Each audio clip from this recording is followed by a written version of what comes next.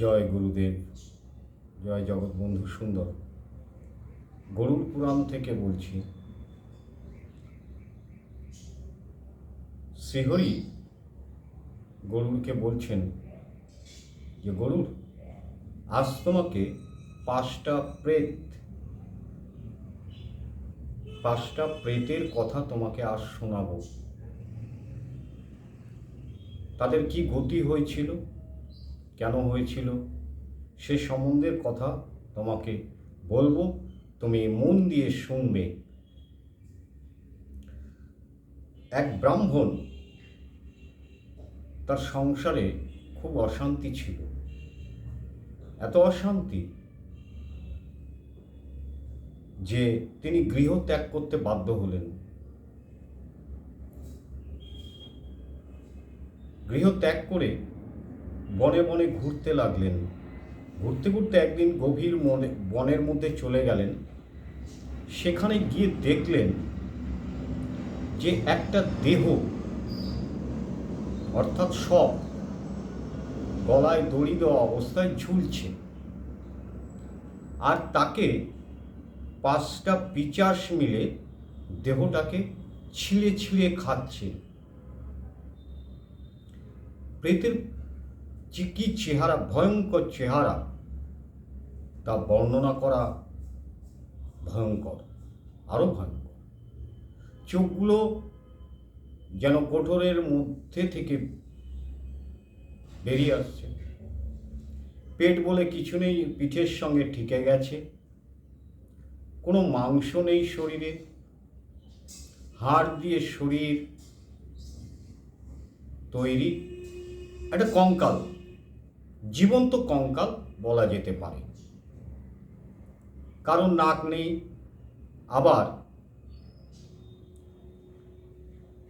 পিঠ যেন উল্টো দিকে রয়েছে। তো হঠাৎ সেটা ছিঁড়ে খেতে খেতে দেখলো যে এক ব্রাহ্মণ জ্যান্ত মানুষ এক জায়গায় দাঁড়িয়ে আছে। ওরা তাড়াতাড়ি করে ছুটে সেই দিকে আসবে, কে আগে খাবে ওকে। এসে জাপটে ধরলো, ওকে ছিঁড়ে খাবে। সেই মুহূর্তে ব্রাহ্মণ কি করছে, ভয়ে কাঁপতে কাঁপতে বলছে, হে কৃষ্ণ, হে গোবিন্দ, হে মধুসূদন, আমাকে তুমি রক্ষা করো। তুমি ছাড়া আর কে রক্ষা করবে? তুমি ছাড়া কোনো গতি নেই। গরুড়, সেই ব্রাহ্মণের আকুল ডাকে আমি থাকতে পারলাম না, ছুটে গেলাম তার কাছে। গিয়ে দেখলাম ওই 5টা পিশাচ ওই শবটাকে নিয়ে এবং জ্যান্ত ব্রাহ্মণ অর্থাৎ মানুষটাকে নিয়ে মহাশূন্যের দিকে আকাশপথে ছুটছে। তখন আমি একটু ভুল বললাম। যে মড়াটা ঝুলছিল সেই মড়াটাকে ছেড়ে দিয়ে ব্রাহ্মণ দিকে অর্থাৎ জ্যান্ত মানুষের দিকে ছুটলো যে কে আগে খাবে। মড়াটা ওইখানেই ঝুলে রইল। তো অন্য স্থানে নিয়ে গিয়ে খাবার জন্য এমন সময় সেই গাছের ডালে যে ঝুলন্ত দেহটা ছিল, সবটা, সেটা খুলে নিচে পড়ে গেল হঠাৎই। পিশাচরা সেটা দূর থেকে দেখতে পেল, যখন নিয়ে যাচ্ছে খাওয়ার জন্য অনেক জায়গায় ঘুরে দেখলো সেই সবটা খুলে পড়ে গেছে নিচে। তখন ভাবলো যে একটা খাবে আর একটা হারাবে, তা হবে না, আমরা কিন্তু দুটোই খাবো। ব্রাহ্মণকে নিয়ে আবার ফেরত আসছে সেই শবের কাছে, অর্থাৎ মৃতদেহটার কাছে, পচা গলা, এবং সবটাকে নিয়ে আবার ছুটছে। এবারে দুইজনকে নিয়ে ছুটছে মহাশূন্যে। আর ভগবান বিষ্ণু আবডাল থেকে দেখছেন যে তারা কি করে, পেছন পেছন যাচ্ছেন।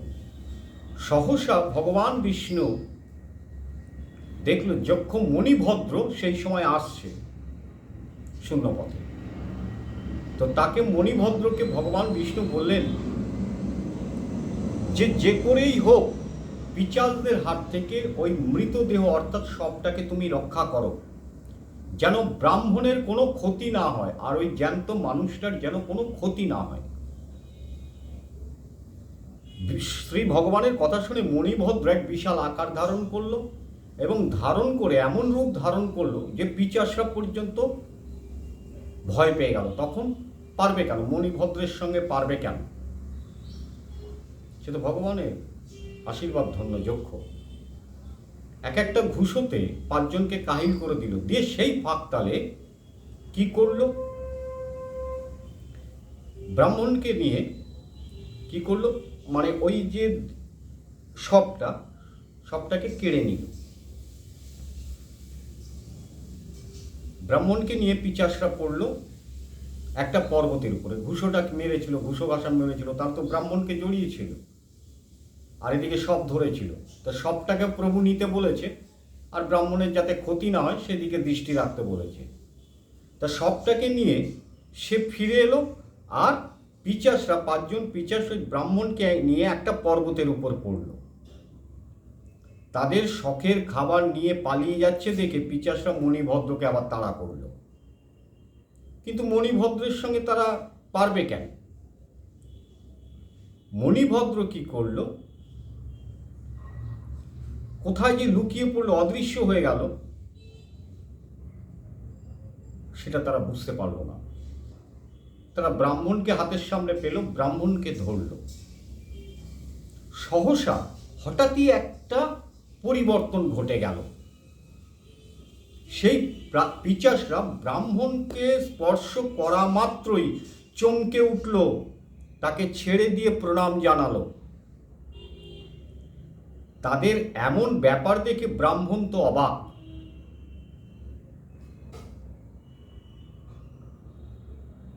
বলছে, এ কেমন করে হয়? আমাকে খাবার জন্য ধরে এনে এখন প্রণাম করছো কেন? পিশাচরা বলল, হে ব্রাহ্মণ, আপনি আমাদের ক্ষমা করুন। আমাদেরকে আর একটা পাপ কাজ থেকে মুক্ত করলেন আপনি। আপনাকে যে স্পর্শ করলাম, আপনার স্পর্শে আমরা আর একটা অভিশাপ থেকে মুক্তি পেলাম। আমাদের ক্ষমা করে দিন। ব্রাহ্মণ তাদের কথায় আরো অবাক হয়ে গেল। যারা খাবার জন্য আমাকে ধরে নিয়ে এসেছিল, তাদের মনের কি পরিবর্তন হলো সেটা সে বুঝতে পারছে না। সে অবাক হয়ে বলছে, কি বলছো তোমরা? পিশাচরা বলল, ব্রাহ্মণ, আমরা এখন পূর্বজন্মের স্মৃতি ফিরে পেয়েছি, অর্থাৎ মৃত্যুর পরে আগের জন্মে কিছু কথা, কিছু ঘটনা ভুলে যায়। কারণ কি কুকর্ম করেছিল সেটা যদি মনে পড়ে যায়, তখন তারা কি করবে? একটা দিশা খুঁজবে মুক্তি পাওয়ার জন্য। কিন্তু ভগবান তাদের সেই স্মৃতিশক্তি দেয় না, যতক্ষণ না তার কৃপা হবে। তাহলে বোঝা যাচ্ছে এই কথাগুলো, কৃপা বর্ষণ হলে তবেই মুক্তি, না হলে মুক্তি হবে না। আর কৃপা পাওয়ার জন্যে কি করতে হয় সেটা আপনারা বুঝতেই পারছেন। ব্রাহ্মণ বলে, তোমরা কারা? কি তোমাদের পরিচয়? পিশাচদের মধ্য থেকে একজন বললেন, আমরা কিন্তু 5 জন পিশাচ রয়েছে এখানে, আরো পিশাচ আছে, কিন্তু আমরা 5 জন একসঙ্গেই থাকি। তা আমার নাম পর্যুষিত, আর এর পরে যাকে দেখছেন এ হচ্ছে সূচিমুখ, আর এর পরের নাম হচ্ছে শীঘ্রক, তার পরের নাম হচ্ছে রোধক, তার আর একজনের নাম হচ্ছে লেখক। তাহলে 5টা নাম বললাম। কি কি? পর্যুষিত, সূচিমুখ, শীঘ্রক, রোধক আর লেখক। ব্রাহ্মণ বললে, জিজ্ঞাসা করল, তোমরা পিশাচ হলে কেন? এর পরবর্তী অংশটা আমি পরে বলছি, মন দিয়ে শুনবেন।